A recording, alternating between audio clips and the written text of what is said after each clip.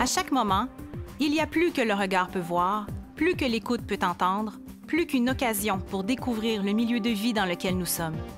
L'expérience vécue en tant qu'être humain, en tant que citoyen, dépend toujours de notre environnement, de la suite des événements qui nous y amènent et des souvenirs des expériences passées. La composition de notre milieu de vie n'est jamais finale puisqu'une série d'événements reliés à sa croissance se sont succédés et se succéderont encore. La ville, au-delà de son organisation spatiale, de son architecture, est un phénomène qui concerne chacun d'entre nous. Le plus souvent, notre perception de l'arrondissement de Rivière-des-Prairies-Pointe-aux-Trembles n'est pas globale, mais plutôt partielle. Nous nous approprions des secteurs du territoire parce que nous y habitons, nous y travaillons et nous y agissons en tant qu'utilisateurs des grands axes routiers ou par tout autre motif d'implication sociale, culturelle ou sportive.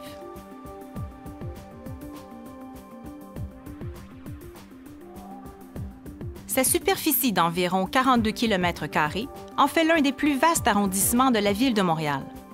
Le fleuve et la rivière bordent de manière exceptionnelle le territoire de l'arrondissement qui occupe la pointe est de l'île de Montréal. Sur la terre ferme, il est délimité par les arrondissements de Montréal-Nord et d'Anjou, ainsi que de la ville de Montréal-Est. Les grands axes de transport et les vastes aires industrielles et institutionnelles découpent le territoire de l'arrondissement en deux grands pôles.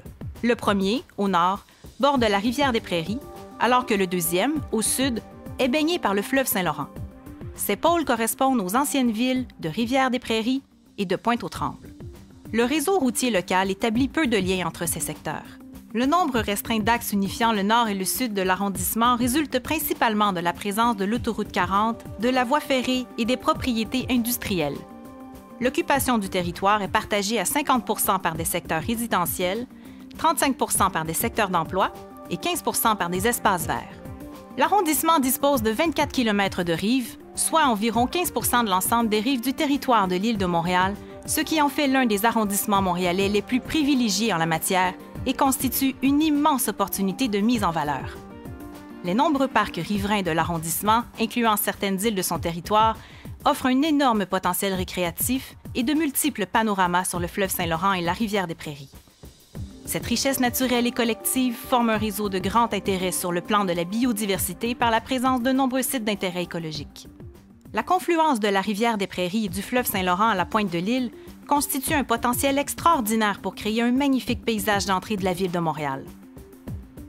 L'arrondissement de Rivière-des-Prairies-Pointe-aux-Trembles est tout aussi privilégié par la présence de nombreux espaces naturels accessibles à la population. On y retrouve 2 des 10 écoterritoires de la ville de Montréal qui regroupent des espaces naturels à protéger et à mettre en valeur, soit le parc nature de la Pointe-aux-Prairies et celui de la coulée verte du ruisseau de Montigny. Ces sites offrent une gamme variée d'activités ainsi que des services écologiques de grande valeur. De plus, plusieurs autres milieux naturels plus petits sont dispersés sur le territoire et pour lesquels une préoccupation de protection est considérée. Depuis 2002, l'arrondissement a connu un développement résidentiel constant par la construction de près de 5 000 unités de logement qui se retrouvent principalement dans le secteur de Rivière-des-Prairies. Les espaces consacrés au développement résidentiel représentent un potentiel d'environ 6 000 à 7 000 unités de logement supplémentaires d'ici 2025. Ces espaces vacants sont situés entre autres au faubourg Pointe-aux-Prairies, au faubourg Pointe-Est, au futur quartier de la gare de Pointe-aux-Trembles et au long de la rue Sherbrooke.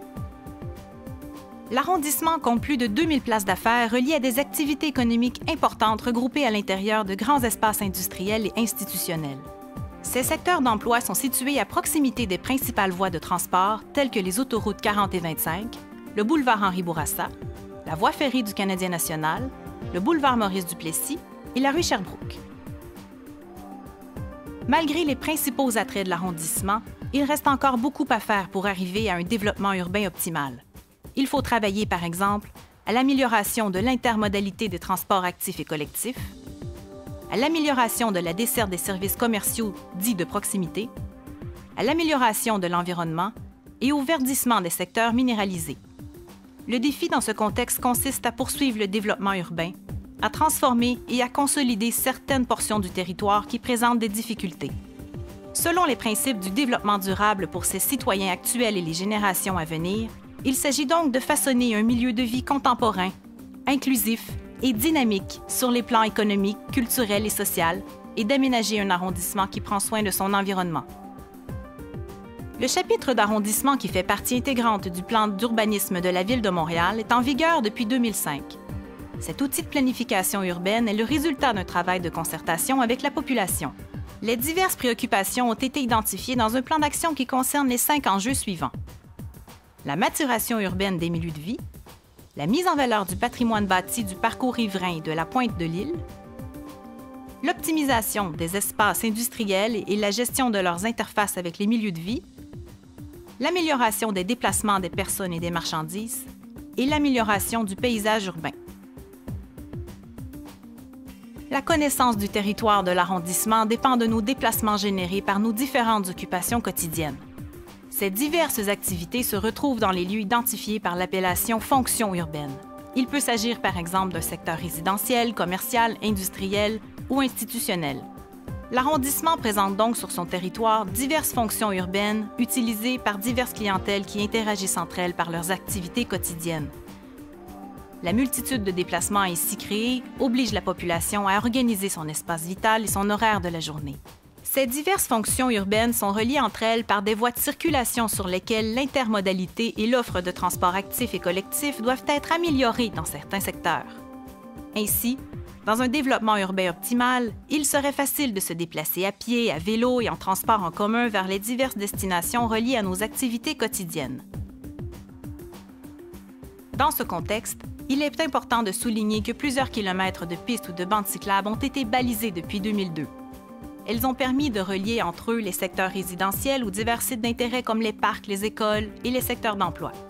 Afin de faciliter les déplacements de la population, plusieurs efforts ont été également investis dans l'amélioration du transport collectif par la Société de transport de Montréal et l'Agence métropolitaine des transports.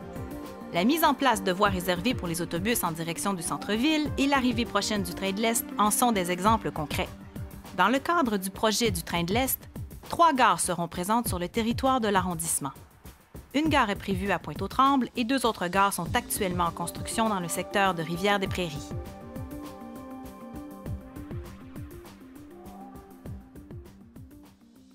L'arrondissement, par le biais de l'application d'une réglementation reliée à des critères de qualité architecturale, a encadré la construction résidentielle. Les membres bénévoles du Comité consultatif d'urbanisme ont proposé des recommandations afin de permettre au conseil d'arrondissement d'exercer un rôle décisionnel éclairé. Les divers projets résidentiels réalisés ont offert principalement des habitations unifamiliales. La forte demande pour ce type d'habitation a permis d'accueillir de jeunes familles qui profitent des principaux attraits de l'arrondissement.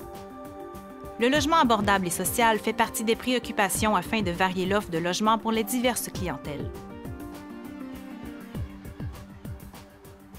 Le réseau scolaire des 27 écoles primaires, secondaires et spécialisées est desservi par le biais de la Commission scolaire de la Pointe de l'Île, de la Commission scolaire English Montreal et du Collège privé Saint-Jean-Vianney. Au niveau collégial, le Cégep Marie-Victorin est situé en partie sur le territoire de l'arrondissement et celui de Montréal-Nord. Des défis importants reliés à la mondialisation des marchés et de la relève entrepreneuriale font partie des préoccupations majeures pour les activités industrielles. Par ailleurs, d'autres défis à une échelle plus locale concernent les occupations industrielles générant des nuisances et pour lesquelles les efforts d'une gestion plus efficace de leurs relations avec les milieux de vie limitrophes doivent continuer à s'appliquer.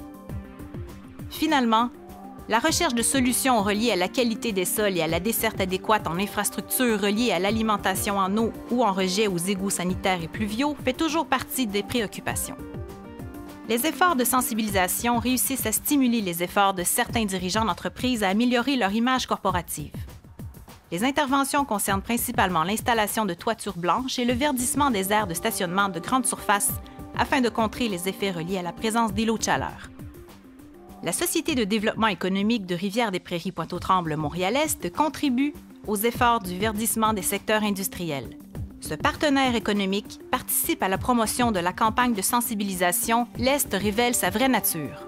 Par ailleurs, la SODEC offre un soutien efficace en matière de démarrage d'entreprise, plan d'affaires et relève entrepreneuriale. Les secteurs commerciaux de proximité sont répartis principalement le long des artères, comme le boulevard Maurice-Duplessis et la rue Sherbrooke. On constate actuellement que certains secteurs résidentiels ne profitent pas d'une desserte commerciale bien adaptée à leurs besoins en produits et services. Ainsi, Des fuites commerciales au profit de la banlieue sont constatées et constituent une préoccupation à tenir en compte dans la recherche de solutions. L'arrondissement a agi et continue d'agir sur son territoire à plusieurs niveaux dans la consolidation du développement de son territoire. Pour atteindre ces divers objectifs, il s'est doté au fil des années de documents de planification qui assurent une continuité dans cette démarche soutenue d'amélioration de ses milieux de vie. Ces diverses démarches ont été bonifiées par la participation des organismes du milieu et des citoyens représentatifs de la communauté locale. D'autres actions sont à venir dans le domaine du développement durable et la réalisation d'actions concrètes d'aménagement urbain. Ainsi, la mise en œuvre du plan d'action contenu au chapitre d'arrondissement a permis et permettra encore de consolider ces actions de manière cohérente.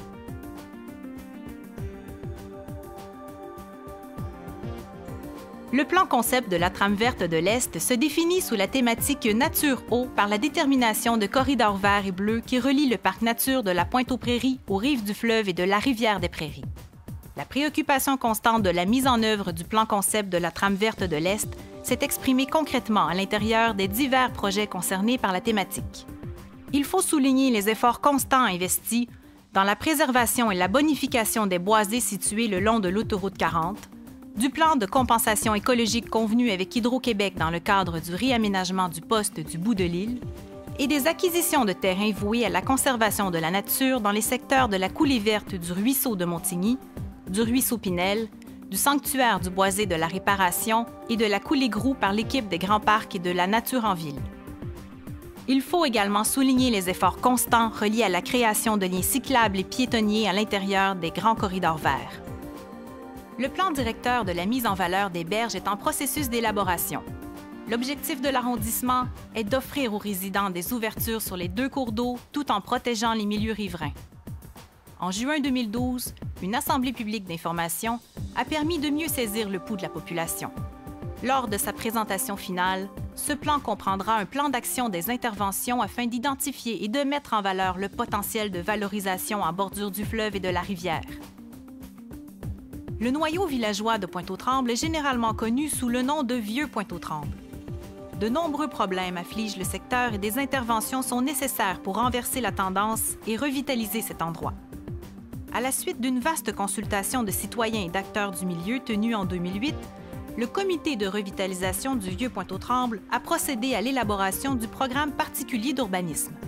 Le programme particulier d'urbanisme vise à orienter ses actions pour stimuler la revitalisation du Vieux Pointe-aux-Trembles et améliorer la qualité de vie des résidents actuels et futurs du quartier. Le moulin à vent est un actif exceptionnel du Vieux Pointe-aux-Trembles. Construit au début du 18e siècle, il est devenu depuis 1983 un bien culturel possédant un statut de bien archéologique classé par le ministère de la Culture et des Communications du Québec. Une démarche de mise en valeur du parc du Vieux Moulin, avec l'aide de divers partenaires, a permis la restauration du bâtiment patrimonial, l'aménagement du site en tant qu'espace public et l'établissement de contenus culturels à des fins d'activités d'interprétation et d'animation au bénéfice de la population. Cette importante opération de réhabilitation de témoins historiques de l'occupation du territoire nous permet de faire du parc du Vieux Moulin un des principaux pôles d'attraction pour les visiteurs et les résidents. De plus, l'imposante présence du moulin restauré contribuera à marquer l'entrée du Vieux Pointe-aux-Trembles.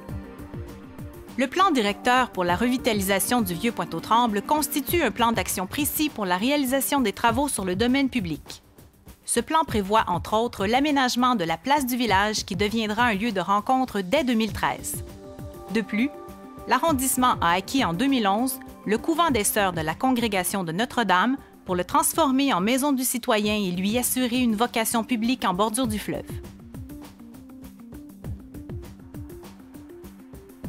La revitalisation du Vieux Pointe-aux-Trembles est liée à la volonté de relier les 2 noyaux fondateurs de Rivière-des-Prairies-Pointe-aux-Trembles.